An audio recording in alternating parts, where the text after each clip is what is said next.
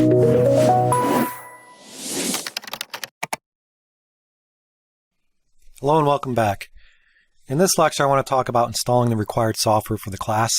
It's going to be very easy. We only need to install essentially one software component. This will come with everything we need to create a C program.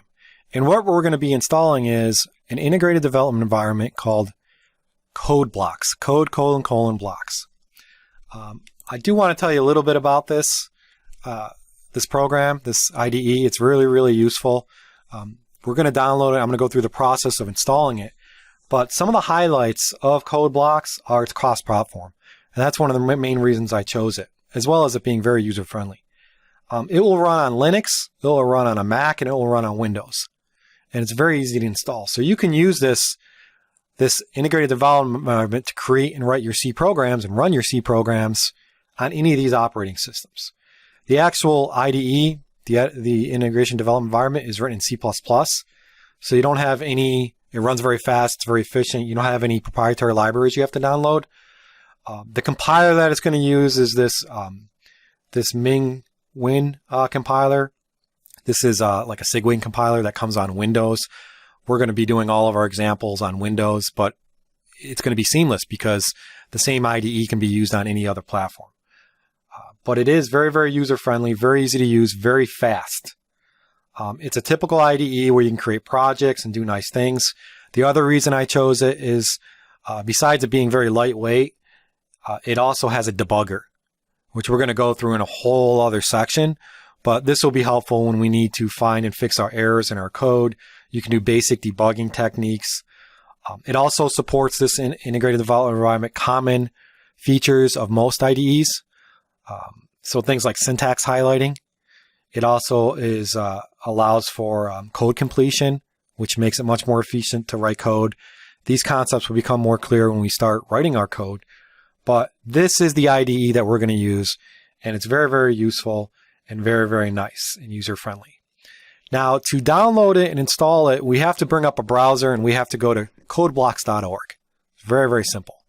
So type this link into your browser. And I'm now going to go over to my Chrome web browser. So here we have Google. Let's just type in CodeBlocks. Codeblocks.org, which is already have here as a link. When you go here, you see the home page. You can read through this stuff to see some of the things I just mentioned. But what you want to do to install this is you want to go to Downloads, which is the Downloads link right here. And then you want to select Binaries on the left-hand side under Downloads Binaries.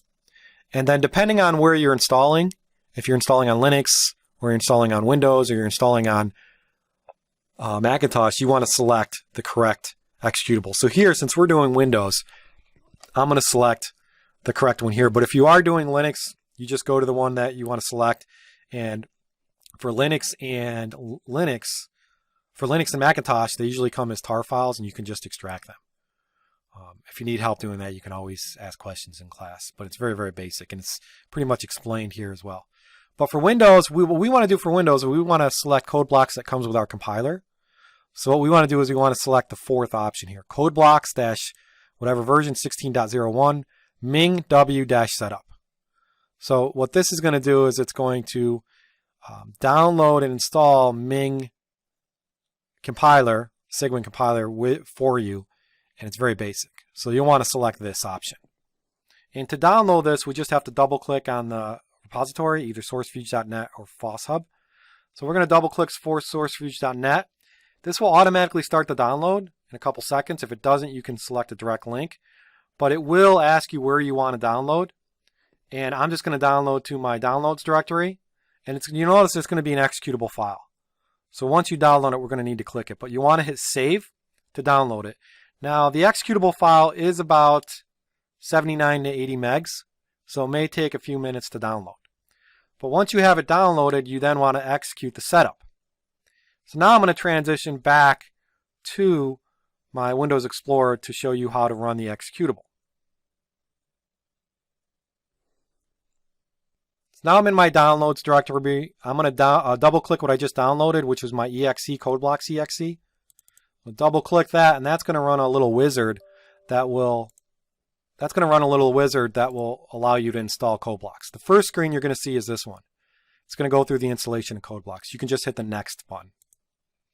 You then want to accept the license agreement by just saying I agree. Here is where you can choose the components you want to install. Depending if you want to get rid of things or if you don't want to have certain things, you can uncheck some boxes, but I would just leave all of these checked. There are some plugins that come along with it. You can leave all this checked. It takes up about 230 megabytes on your hard drive, but you just hit the next button here. It's going to by default install as an x86 32-bit or 32-bit installation. So you say install, and then it goes through the wizard and basically copies all the files. And this may take a couple seconds or a minute as well. And then it will ask you if you want to run code blocks. You can say yes just to make sure that it installed correctly. This will bring up the integrated development environment, and that's basically it. You won't have to do anything else other than that. It's going to automatically detect whether or not you have a compiler. The compiler should automatically be installed along with Minwin that came down with you. So you may see a screen like this for auto detection. You can just say OK.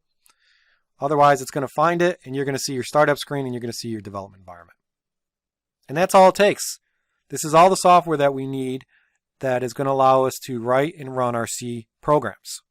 So pretty easy. Thank you.